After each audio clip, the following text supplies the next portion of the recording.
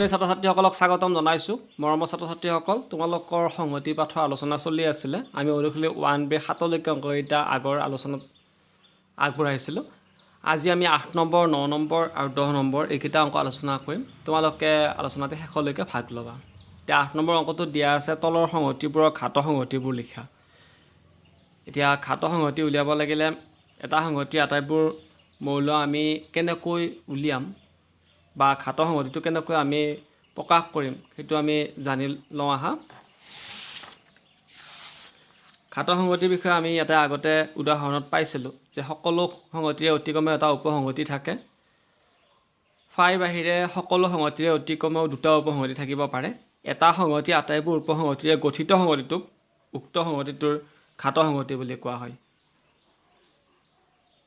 এতিয়া কথা হৈছে এটা সংহতি আটাইবোৰ উপসংহতিৰে গঠিত সংহতিটোক উক্ত সংহতিটোৰ ঘাত সংহতি বুলি কোৱা হয়। ধৰা হ'ল এৰ মান 1 2 3 আছে। এৰ উপসংহতিবোৰ কি হ'ব?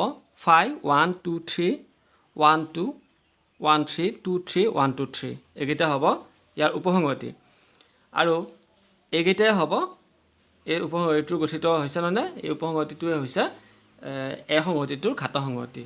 অৰ্থাৎ 5 1 2 3 1 2 1 3 2 3 1 2 3 এই সংহতিটো এৰ ঘাত সংহতি বুলি কোৱা হয়। ইয়াক পাৱাৰ অফ এৰে বুজোৱা হয়। পাৱাৰ অফ এৰে বুজোৱা হয়। পাৱাৰ মানে হৈছে ঘাত, পাৱাৰ ছেট মানে হৈছে ঘাত সংহতি, গতিকে পাৱাৰ অফ এ বুলি আমি ইয়াক পঢ়িম। আৰু এটা কথা মনত ৰাখিবা, সকলো সংহতিৰে ক্ষেত্ৰত যদি ঘাত সংহতি আমি উলিয়াব লগা হয় তেতিয়া ফাইটো সকলো উপসংহতিৰে মানে সকলো সংহতিৰে উপসংহতি হ'ব ফাইটো। গতিকে আমি ঘাত সংহতিৰ ক্ষেত্ৰতো আমি ফাইটো প্ৰথমতে লিখিবই লাগিব। এতিয়া অনুশীলনলৈ আমি যাব বিচাৰিছোঁ। মই তোমালোকক ইয়াত প্ৰথমকেইটা বুজাই দিম, তাৰপিছত 4 নম্বৰ পৰা মই কৰি দিম।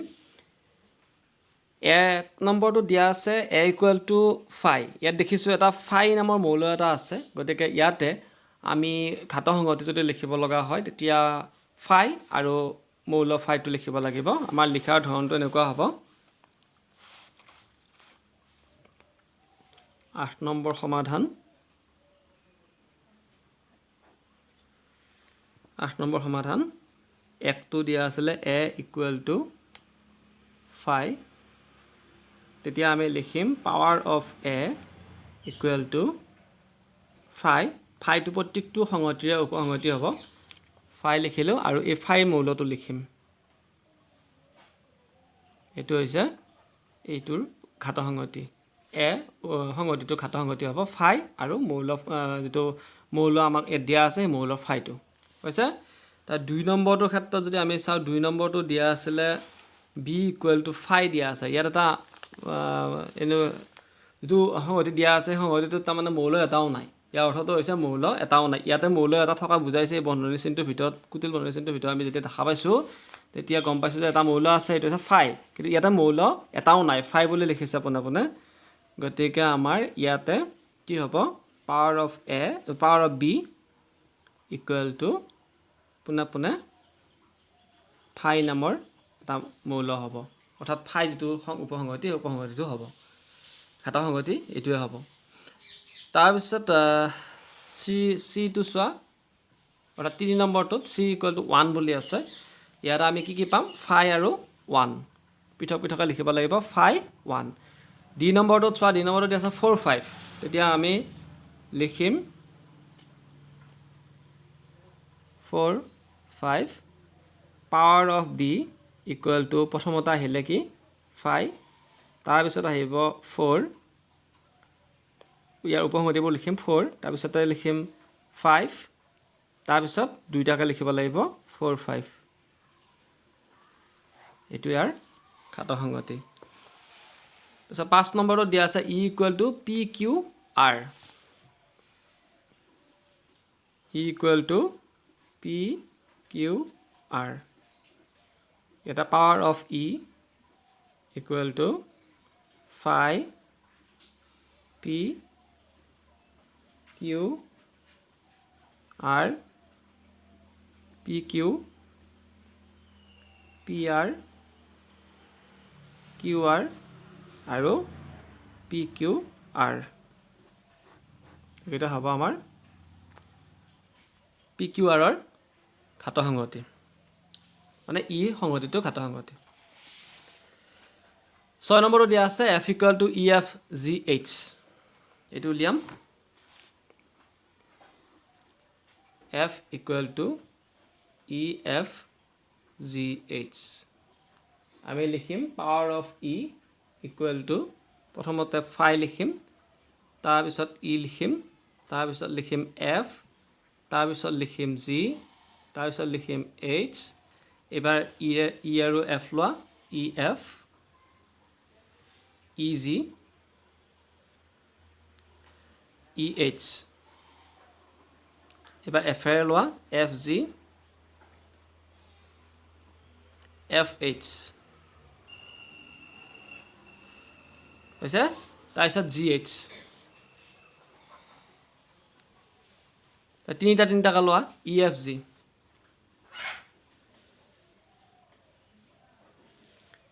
EFH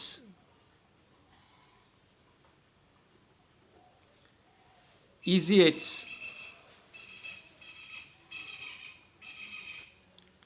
FGH EFG EFH EGH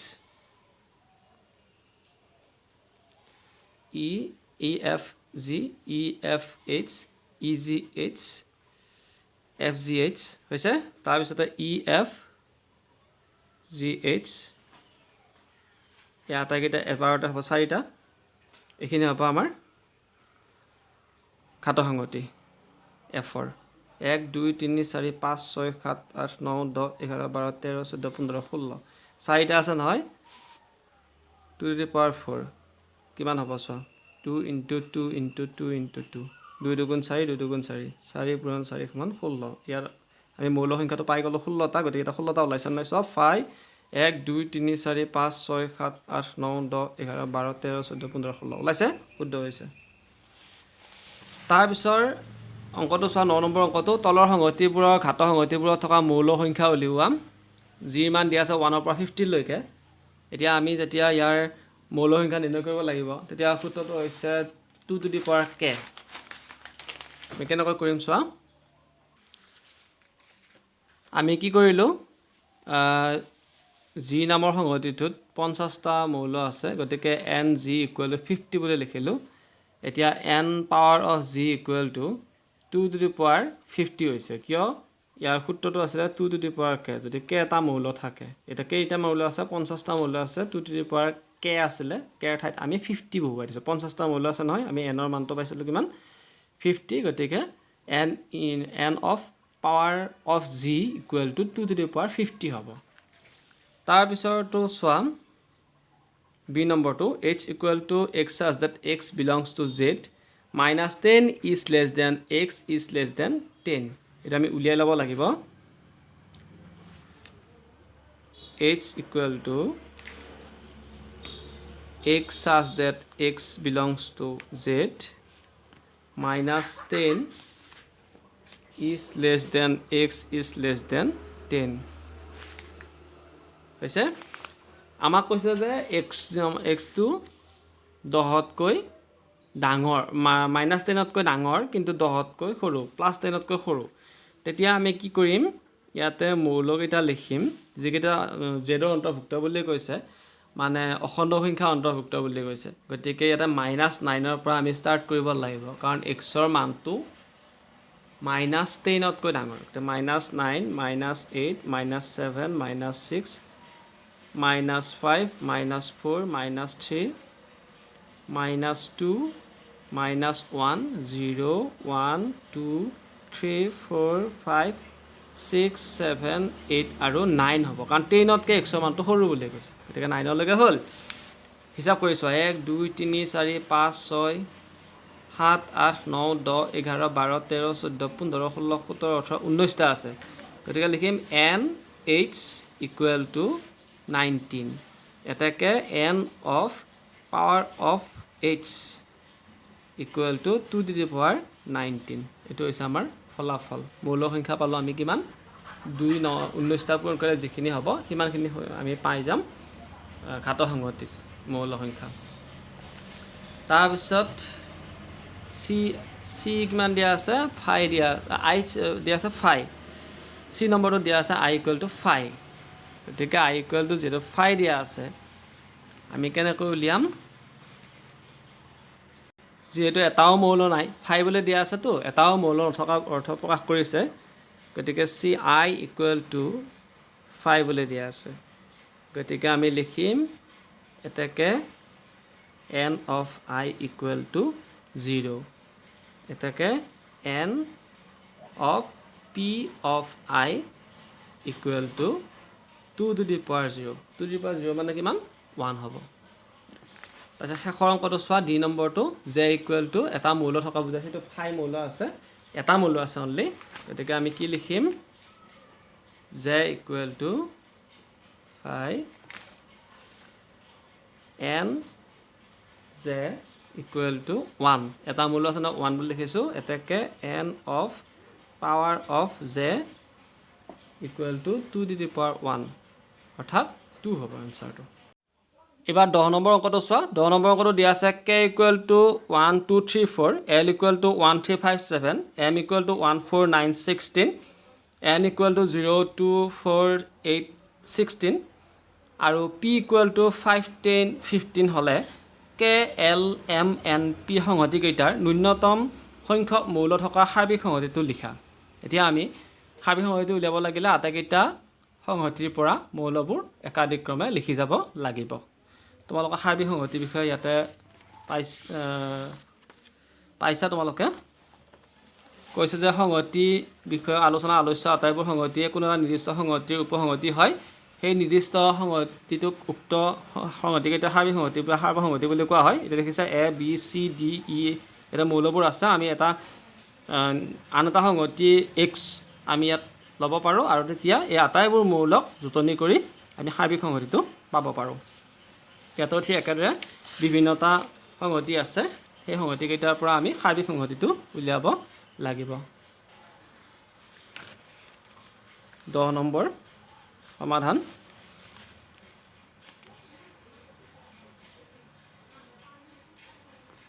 আমাক কি দিয়া আছে k = 1 2 3 4 দিয়া আছে l ৰ মান দিয়া আছে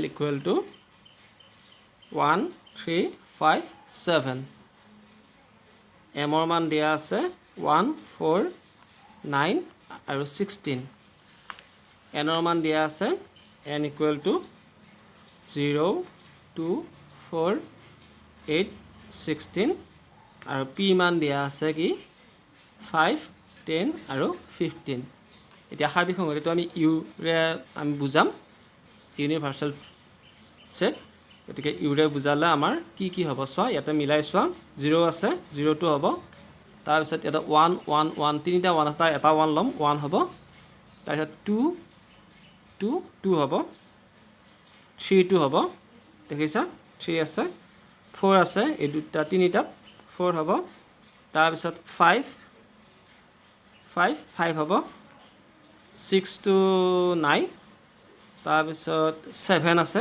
7 টো হ'ব 8 হ'ব 9 হ'ব 10 হ'ব 11 নাই 12 নাই 13 নাই 14 নাই 15 আছে 15 টো হ'ব আৰু 16 আছে 16 টো হ'ব এতিয়া আমাৰ সাৰ্বিক সংহতিটো হৈ গ'ল হৈছে তোমালোকে বুজি পাইছা মৰমৰ ছাত্ৰ-ছাত্ৰীসকল আজি আলোচনাটিত আমি তিনিটা অংক আলোচনা কৰিলোঁ ইয়াৰ পিছত আমি 11 নম্বৰৰ পৰা আটাইকেইটা অংক একেটা ভিডিঅ'তে আলোচনা কৰিম তোমালোকে তেতিয়ালৈকে অপেক্ষা কৰা সকলোকে শুভেচ্ছা জনাই আজিৰ পাঠ ইমানতে সামৰণি মাৰিছোঁ ধন্যবাদ